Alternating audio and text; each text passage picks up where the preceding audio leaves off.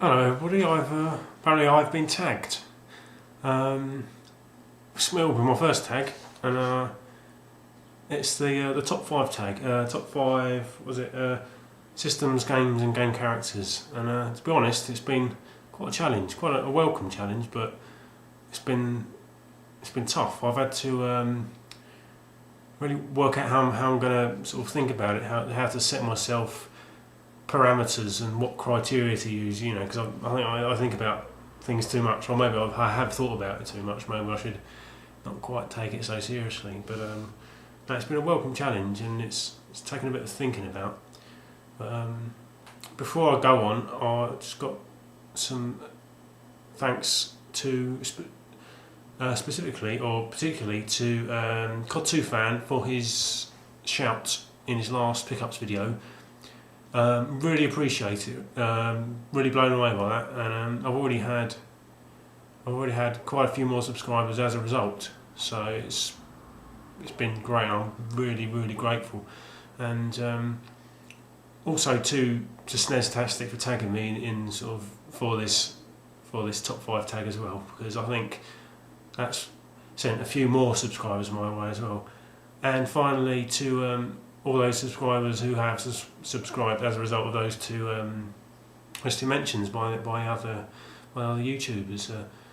Thanks for subscribing. I hope I can make it worth your while. So I'll shut. I've already been talking for a minute and a half, and you know me hopefully by now. But so we start with. Sorry, I've had to list it down. List it because it'll never stick in my head. Game characters. This is a funny one. A lot of the characters I've picked aren't actually usable characters in games. I've tried to sort of think about characters that have appealed to me in games that I've played, and one or two of them aren't actually selectable.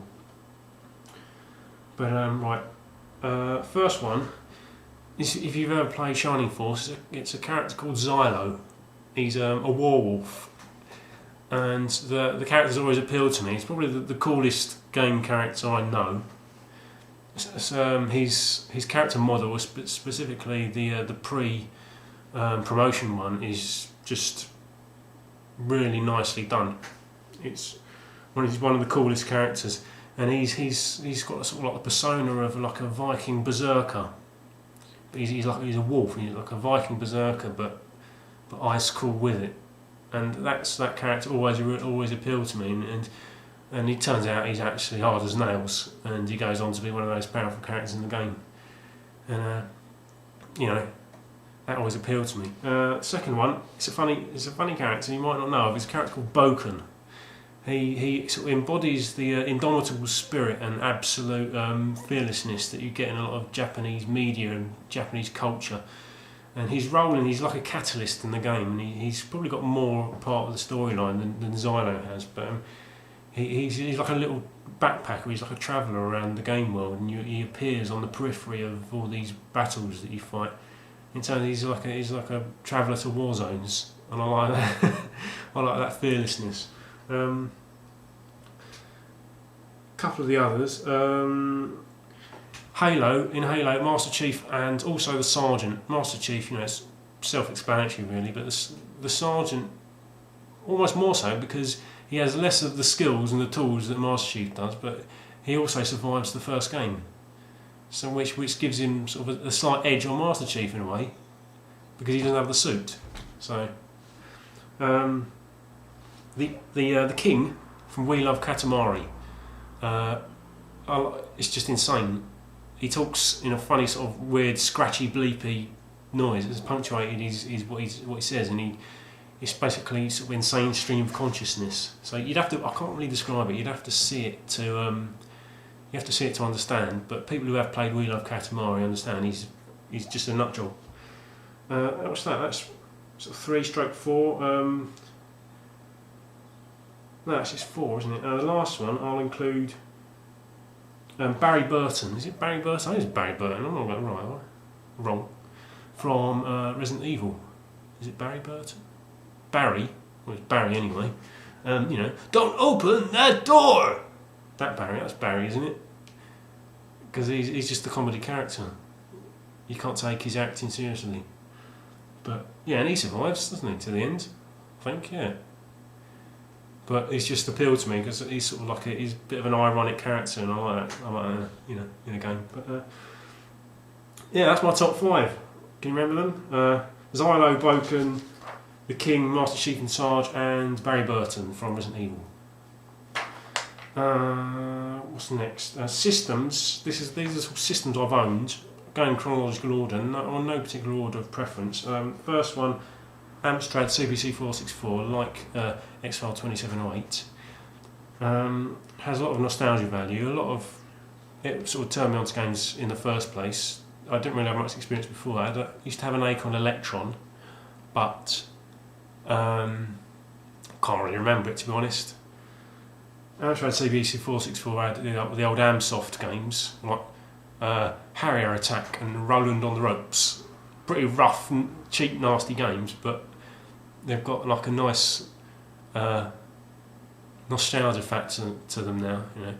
But then as you go on, games like Target Renegade, you know, you can't go wrong with a game where you can.